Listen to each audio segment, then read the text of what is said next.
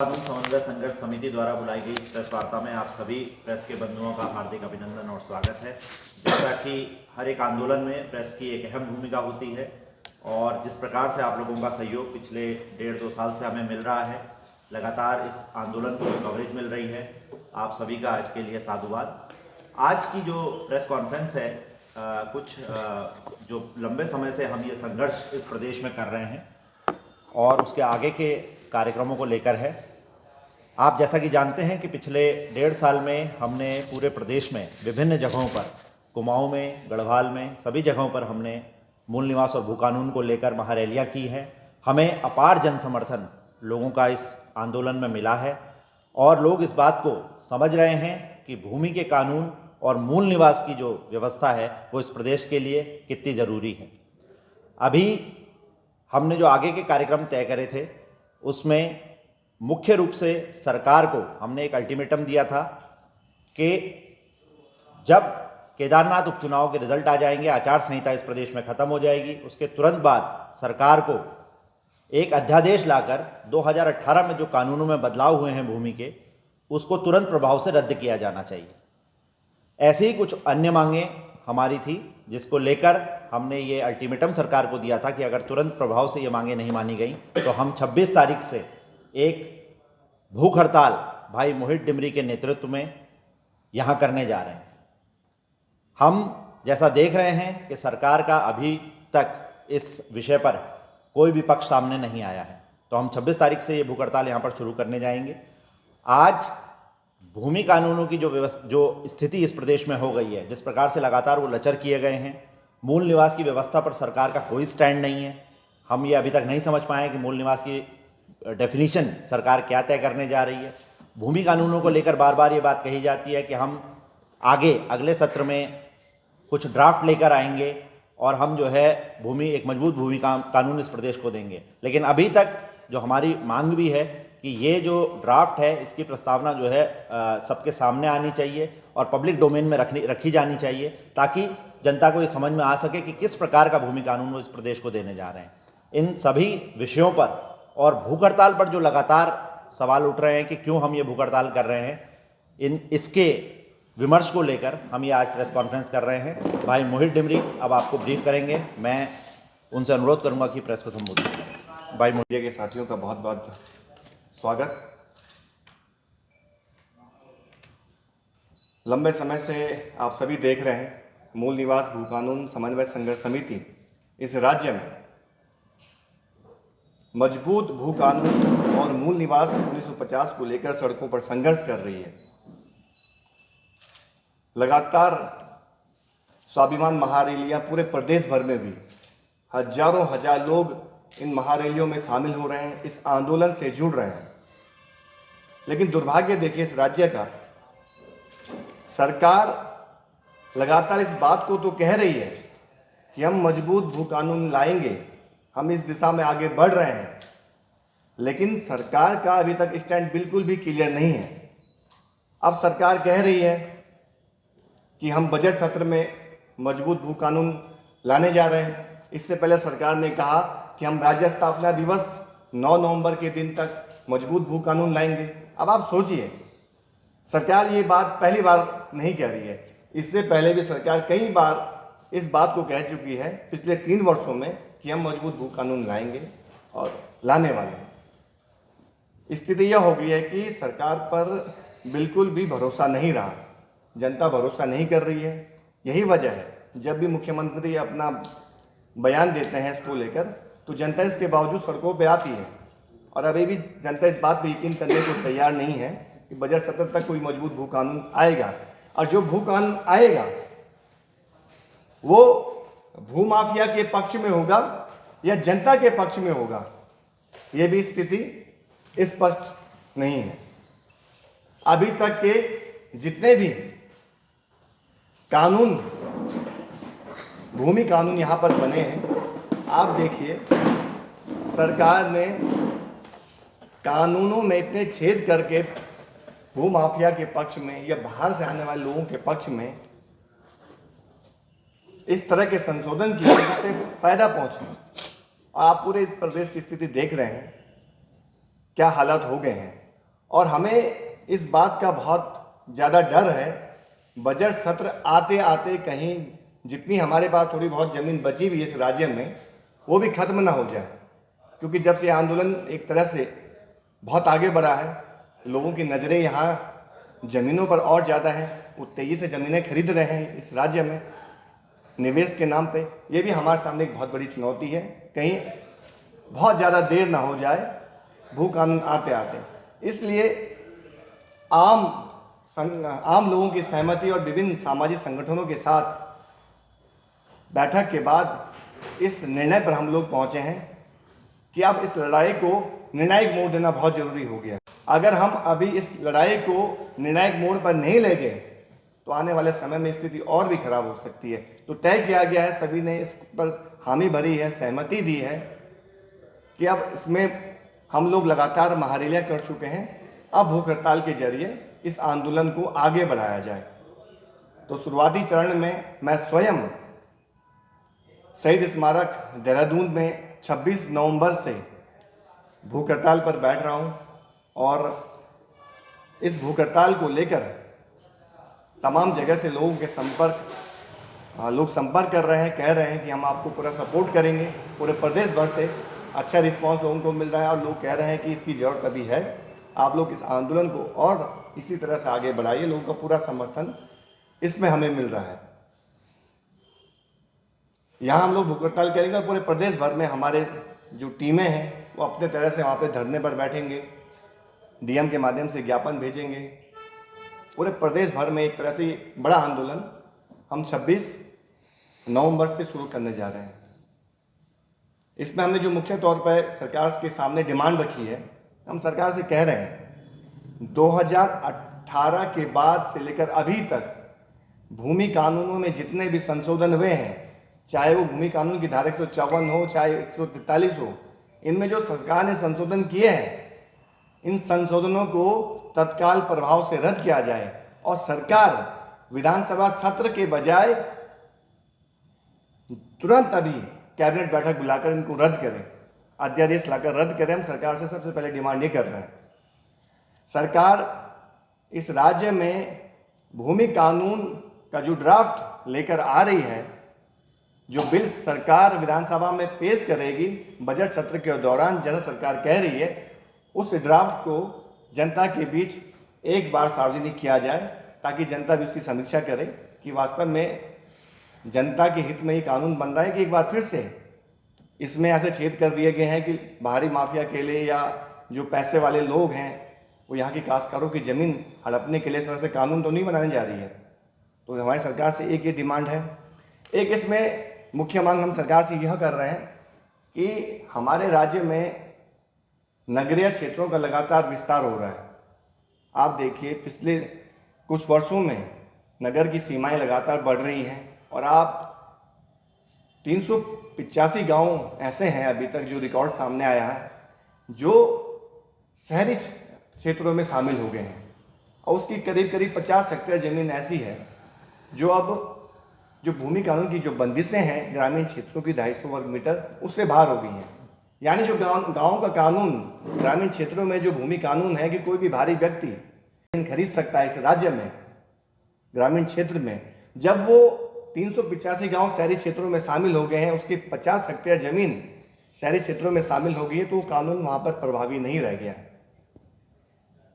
आप देखिए कितनी बड़ी साजिश हो रही है, गांव के गांव शहरों में शामिल किए जा रहे हैं और भूमि कानून के जो लूप होल छोड़े गए हैं उसका फायदा पहुंचाया जा रहा है।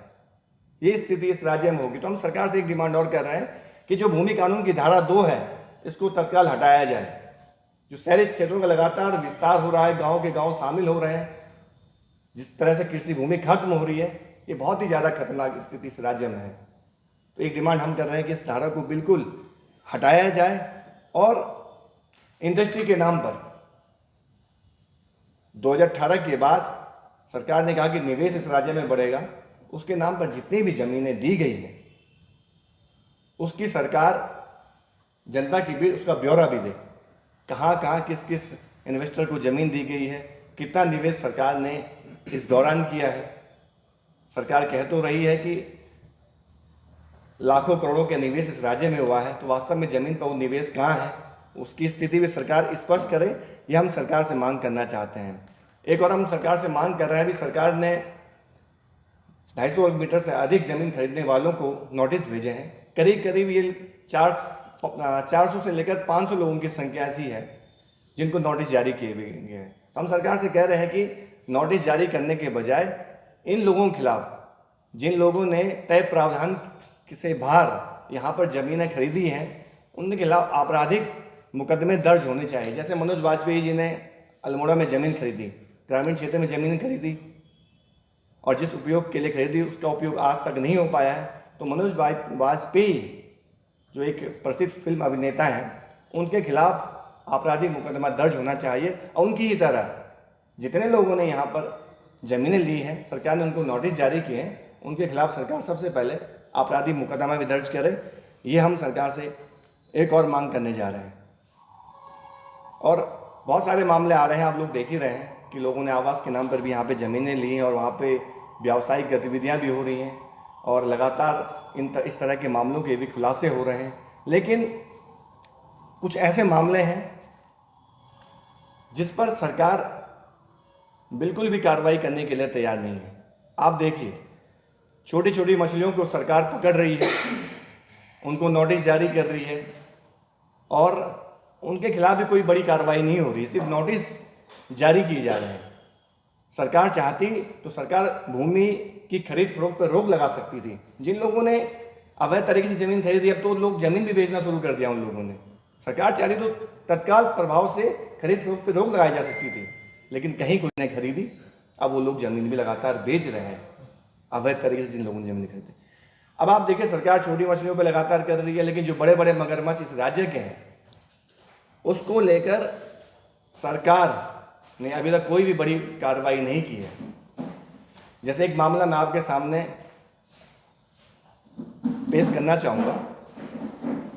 आप लोग जानते होंगे 2002 में तिवारी सरकार यहाँ पर बनती है।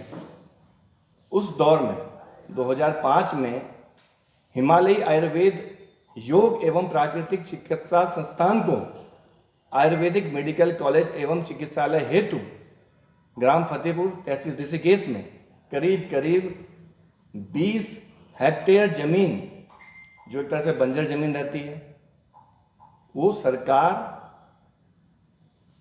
इस संस्थान को निःशुल्क दे देती है।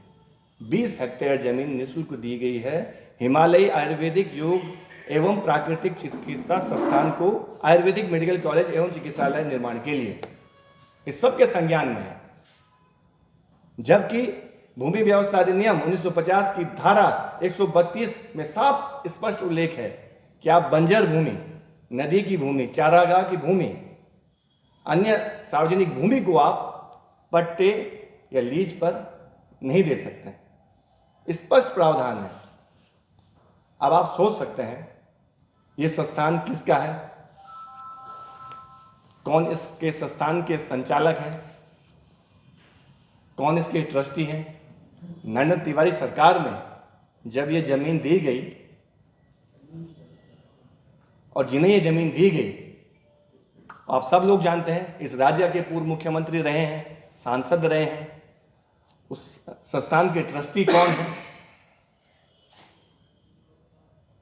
हम ये चाहते हैं कि इस मामले की भी सरकार को जांच करनी चाहिए, और ऐसे एक संस्थान को जमीन नहीं दी गई है। यहाँ स्कूल, हॉस्पिटल सहित अन्य संस्थानों के निर्माण को लेकर बहुत सारे ऐसे मामले हैं जिनको जमीनें दी गई हैं, जबकि भूमि व्यवस्था अधिनियम में एक तरह से कानूनों का बहुत बड़ा उल्लंघन है। एक तरह से व्यावसायिक हितों के लिए ये जमीन दी गई है, वो भी निःशुल्क दी गई है। तो जल जंगल जमीन की हम बात करते हैं, इसके संरक्षण की बात करते हैं। सुप्रीम कोर्ट के भी इसको लेकर कई फैसले आए हैं कि इस तरह की जमीनें नहीं दी जा सकती हैं। तो ऐसा एक मामला नहीं है, क्योंकि हाई प्रोफाइल मामला है, पूर्व मुख्यमंत्री इस मामले में जुड़े हुए हैं, और जब भाजपा के नेता हैं और उन्होंने कांग्रेस की सरकार में जमीन ली है, तो इस बात से ये भी समझा जा सकता है कि भाजपा और कांग्रेस का कितना बड़ा गठजोड़ है जमीनों को खुर्द बुर्द करने का, लूटने का कितना बड़ा इनका कारोबार चल रहा है। दोनों एक साथ मिलकर इस राज्य में ज़मीनें लूट रहे हैं। और एक तो छोटा सा उदाहरण है हमारे सामने, ऐसे न जाने कितने मामले इस राज्य में हैं कि हमारी ज़मीनों को किस तरह से अपने हित के लिए, अपने व्यावसायिक लाभ के लिए उपयोग किया जा रहा है। तो ये तमाम सवाल हैं जिसको लेकर हम लोग एक बड़ा आंदोलन इस राज्य में शुरू करने जा रहे हैं और पूरे प्रदेश भर से हमें समर्थन इस मूवमेंट को मिल रहा है। तो मैं आप सभी मीडिया के साथियों के माध्यम से अनुरोध करूंगा कि इस मूवमेंट को आप सहयोग करें, जैसा आप लोग हमेशा से इस आंदोलन को सहयोग करते आए हैं। और आम जनता से आपके माध्यम से एक अपील करूंगा कि ये लड़ाई उत्तराखंड के नवनिर्माण की लड़ाई है। उत्तराखंड के शहीदों ने जो एक सपना देखा था इस राज्य को लेकर, उस सपने को साकार करने की लड़ाई है। हम अपनी ज़मीनों को कैसे बचाएं, अपने संसाधनों को कैसे बचाएं, अपनी नौकरियों को, अपने रोजगार को, अपनी सांस्कृतिक पहचान को कैसे बचाएं, इसको लेकर ये संघर्ष चल रहा है। तो आम लोगों से मैं इस आपके माध्यम से यही अनुरोध करना चाहूँगा कि 26 नवंबर को आप भारी से भारी संख्या में शहीद स्मारक देहरादून पहुँचें, इस आंदोलन को समर्थन दें। यही एक आंदोलन है जो आने वाले समय में इस राज्य में यहाँ के मूल निवासियों का भविष्य सुरक्षित करेगा, यहाँ के लोगों का अस्तित्व को बचाएगा। नहीं तो जिस तरह के हालात इस राज्य में पैदा हो गए, जिस तरह से बड़े बड़े माफिया इस राज्य को लूटने की मकसद से यहाँ पे आ रहे हैं, जिनकी नीयत में आप देख सकते हैं कि किस तरह से ज़मीनें खरीदी जा रही हैं, नौकरियाँ लूटी जा रही हैं। तो हमारे सामने अपने वजूद को बचाने की लड़ाई है। तो मैं अनुरोध करूँगा आप सभी के माध्यम से आम लोगों से कि आप आएँ और इस आंदोलन को जन जन तक पहुँचाएँ, आम जनता को इस आंदोलन से जोड़े जितने हमारे साथी हैं। तो मैं आप लोगों से ये अनुरोध करूँगा और मीडिया के साथियों को पुनः मैं धन्यवाद दूंगा कि आप इस प्रेस वार्ता में यहाँ पे शामिल हुए, हमारे बीच में आए। तो मैं धन्यवाद देना चाहूँगा। हमारे बीच में हमें जिस तरह महिला मंच से निर्मला बिष्ट जी हैं, कोई परिचय की मोहताज नहीं है। उन्होंने भूमि कानून को लेकर महिला मंच ने काफ़ी काम किया है, एक बुक भी उन्होंने इस पर प्रकाशित करी है। मैं उनसे अनुरोध करूंगा कि इस विषय पर वो अपने विचार रखें।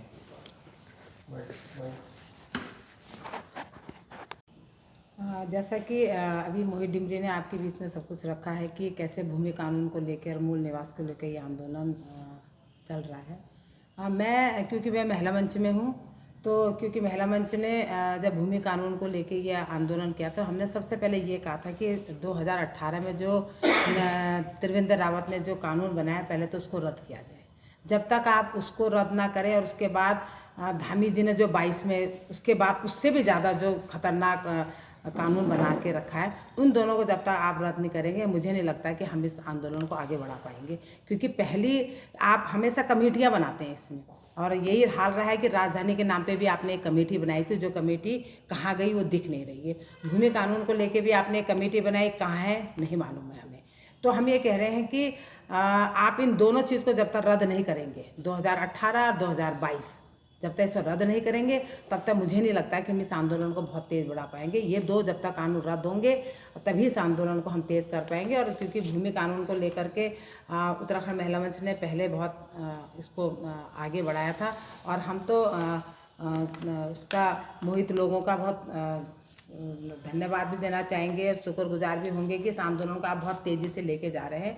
और हम इसलिए पूरा समर्थन, इसीलिए हम मुद्दों पे हम समर्थन करते हैं इनका, कि आप लोगों ने उत्तराखंड के हित के लिए, कि हम यदि जब तक हम भूमि कानून और मूल निवास की बात नहीं आएगी इस पहाड़ के अंदर, तो मुझे नहीं लग रहा कि इस पहाड़ का कोई विकास हो पाएगा। लेकिन हमारा मूल ये है कि जब तक 2018-2022 को आप समाप्त नहीं करेंगे, मुझे नहीं लगता है कि आप कैबिनेट में कुछ भी लेके आएँ। वो क्या लेके आएंगे हमें नहीं मालूम है, लेकिन वो कौन सा झुंझुना फिर हमें पकड़ाने वाले हैं वो हमें नहीं मालूम। लेकिन हम दोनों चीज़ों को रद्द करना चाहते हैं। धन्यवाद।